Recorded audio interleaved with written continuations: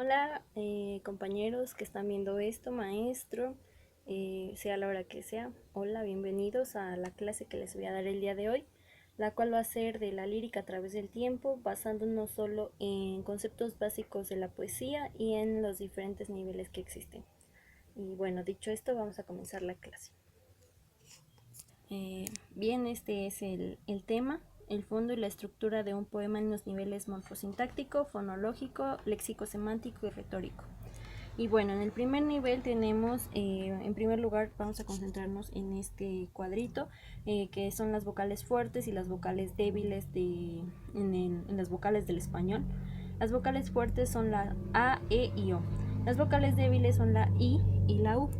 Bueno, cuando se junta una vocal fuerte, A, E, O, con alguna vocal débil, forman un diptongo, es decir, aquí, pueblo, ruido, baile, aura. No se pueden separar, por ejemplo, ruido no puede tener 3 sílabas gramaticales. Ruido, eso es incorrecto. Está junta una vocal débil con una vocal débil, se hace una vocal fuerte, una sílaba fuerte, entonces es ruido. Por lo tanto, en las vocales A e O, cuando se juntan entre sí, forman hiatos, abriendo paso a una nueva sílaba. Y tenemos poeta, reo y caos. Cuando las vocales fuertes se juntan, sí se rompe. Poeta, reo, caos. Bueno, aquí lo anterior era para que entendieran el contexto de esto, de las sílabas gramaticales y las sílabas métricas. Tenemos aquí el poema de Sor Juana, Al que ingrato me deja Buscamante, el cual es muy conocido por nosotros. Y bueno, tenemos en primer lugar el conteo.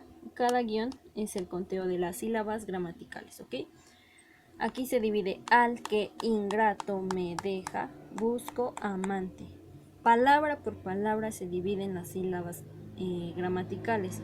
Si solo hay una vocal sola en una palabra, se divide. Si está, como decíamos, una vocal débil con una fuerte, se forma un diptongo. Si hay una vocal fuerte con una vocal fuerte, se hace un hiato, eso recuérdenlo. Y aquí tenemos el cuadrito del conteo de las sílabas que tenemos. Sílabas gramaticales son todas las que están aquí, separadas. Son 13, 3, 13, 13, 14, 13. Y las sílabas métricas, aquí intervienen varios fenómenos que les voy a explicar a continuación. Bueno, al ser esto una clase de preparatoria, no les puedo dar todos los fenómenos métricos que existen para el conteo de sílabas, pero sí el más importante, que es la sinalefa.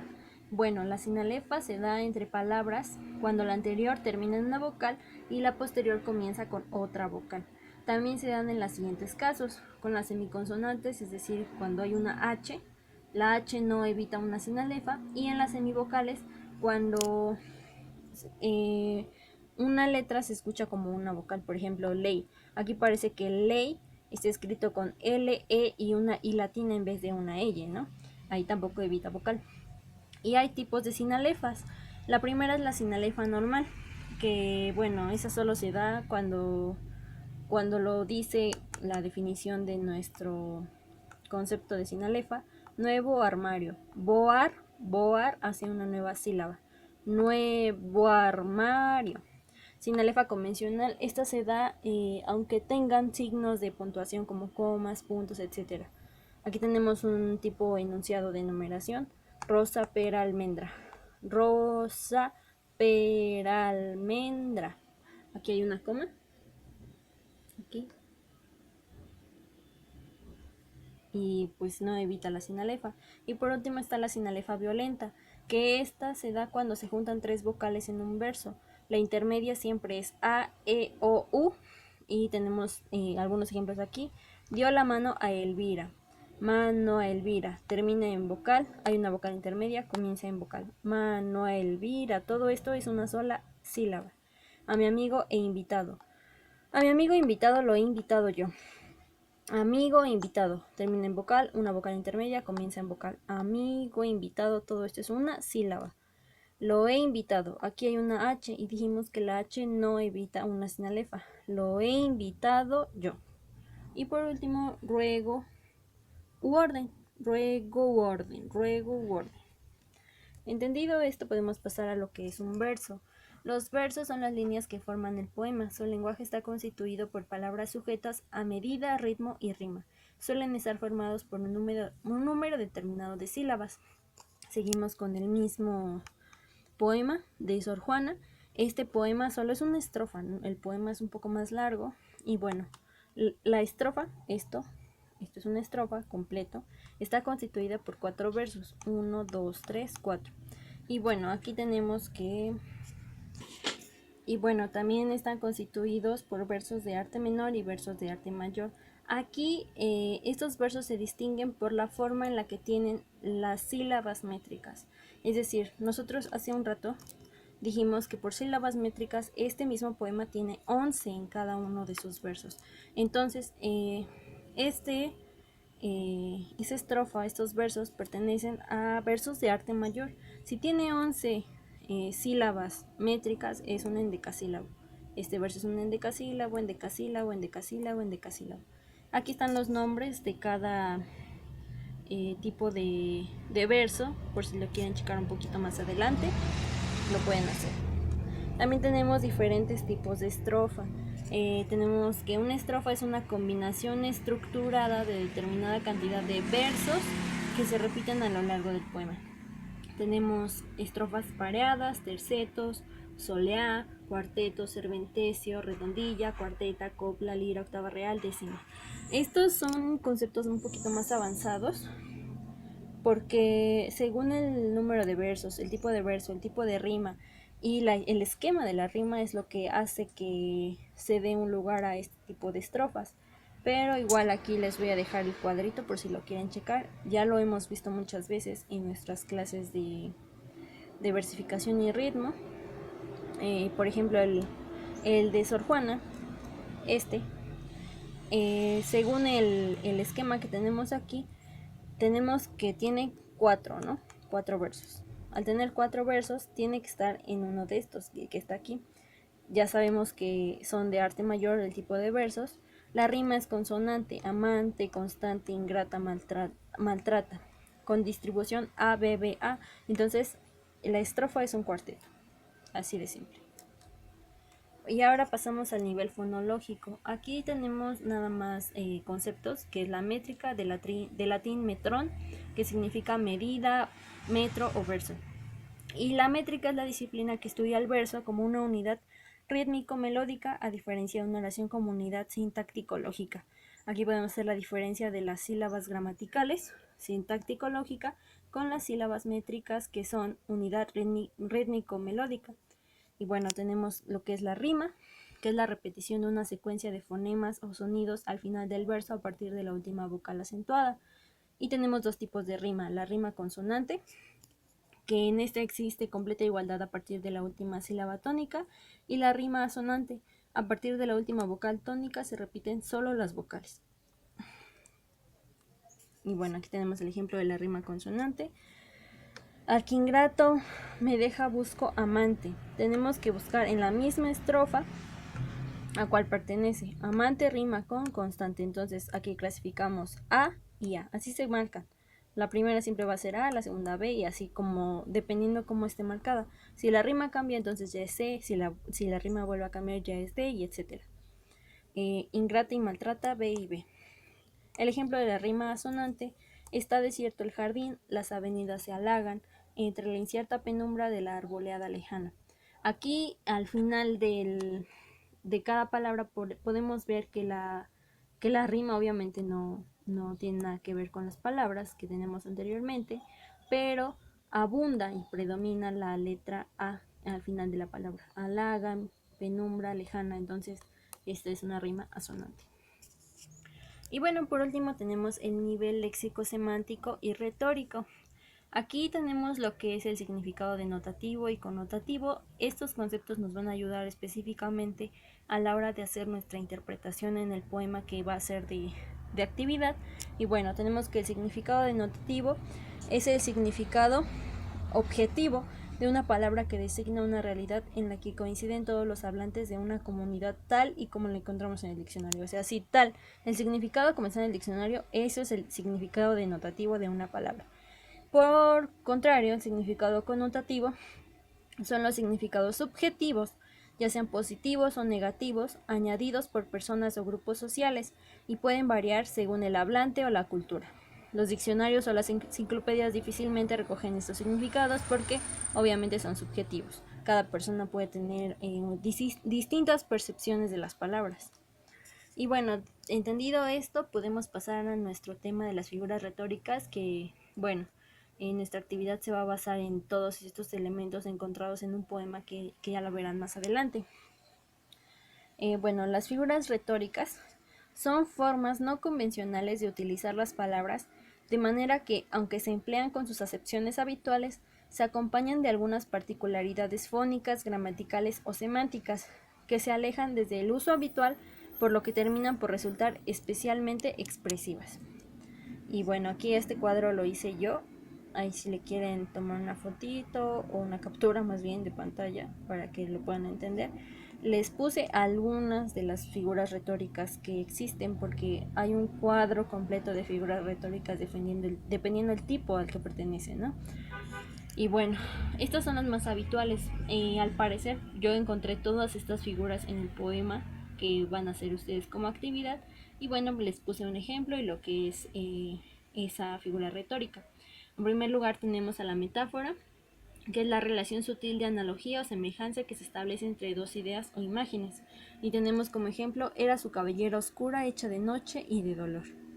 Ahí ustedes hagan su interpretación de esta metáfora porque, como dijimos, tiene significados denotativos, entonces cada quien tiene su percepción. En la comparación, esta establece relaciones de semejanza entre dos elementos o más. Aquí, principalmente, para encontrar una comparación se utilizan las palabras como o tal cual o cual, etc. Es fría como el hielo. Esto es una comparación. Se arrojó sobre ella cual águila sobre su presa. Esa es otra comparación. Por otro lado tenemos la hipérbole, que bueno, esta es la exageración aumentada o disminuida de alguna característica a algo. Y por ejemplo tenemos, le pedí disculpas 1000 veces. O sea, tú puedes pedirle disculpas a una persona 1000 veces. Sí, sí puedes, pero de manera real tienes que hacerlo 1000 veces, no de esa manera. Pudiste haberle dicho discúlpame 3 veces, pero a otra persona le dices discúlpame, le pedí disculpas 1000 veces. Eso es una exageración. Por otro lado tenemos la anáfora, que es la repetición rítmica de sonidos y palabras. Bueno, la anáfora casi siempre se encuentra en los principios de los versos. Y bueno, este es un poema de Amado Nervo. Ni esperanza fallida, ni trabajos injustos, ni pena inmerecida. Ni, eso es una anáfora. Si repite la misma palabra en el poema, al principio, en medio, al final, es anáfora. Bueno, aunque tiene distintos nombres si está al principio, si está en medio, al final, pero vamos a concentrarnos solamente en la anáfora para no confundirnos más.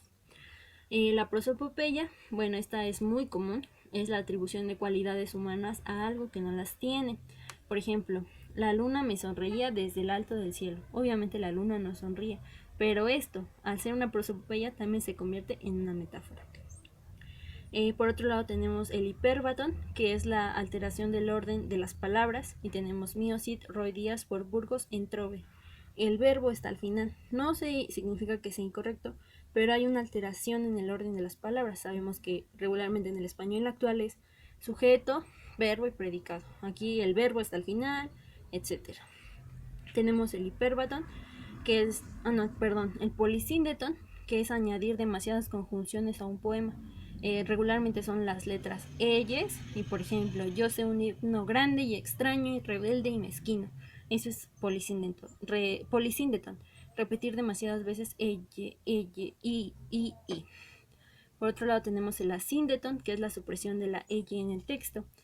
Casi siempre está solo, triste, desolado, muerto. O sea, no hay una ella para marcar esa enumeración, solo coma, eso también existe.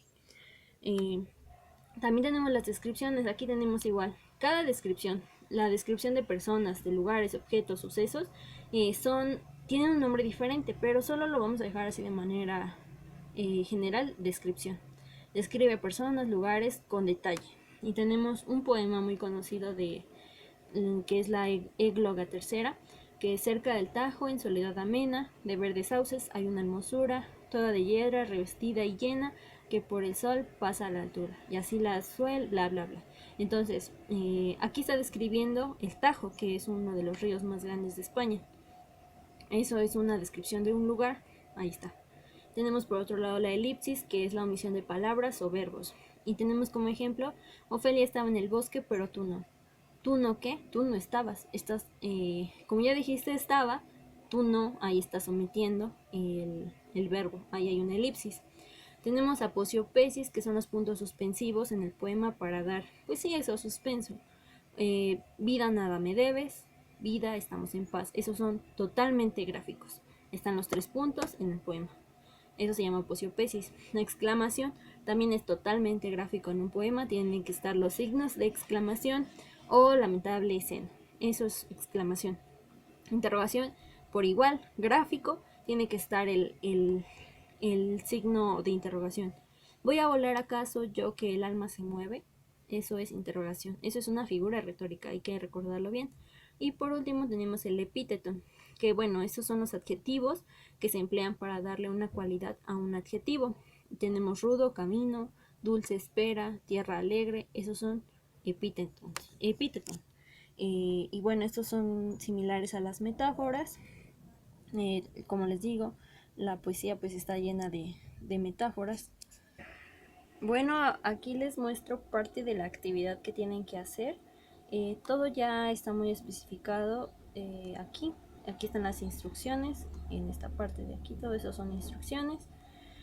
Aquí van a poner su nombre, ya sea que me lo quieran enviar de modo digital, usando las herramientas de Word, o lo pueden imprimir y lo pueden hacer de manera manual, pero si lo van a hacer así, les pido que la foto que me manden sea muy legible, porque lo vamos a calificar con una rúbrica, entonces tengo que checar que los elementos sean los correctos.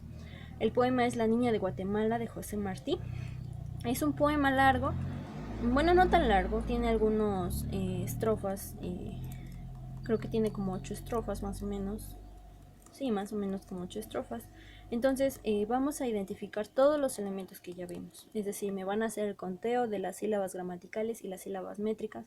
Aquí van a poner el número de sílabas gramaticales y sílabas métricas. Posteriormente me van a decir qué rima tiene, la clasificación de la rima, como les mostré hace rato, por las letras.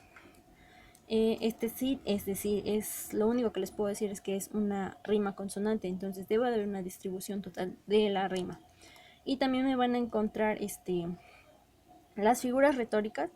En el cuadro les mostré 14 figuras retóricas. Si encuentran todas las 14 figuras retóricas, dependiendo de todas las que encuentre, va a ser el porcentaje que les voy a dar en esta rúbrica que viene al final de este mismo documento.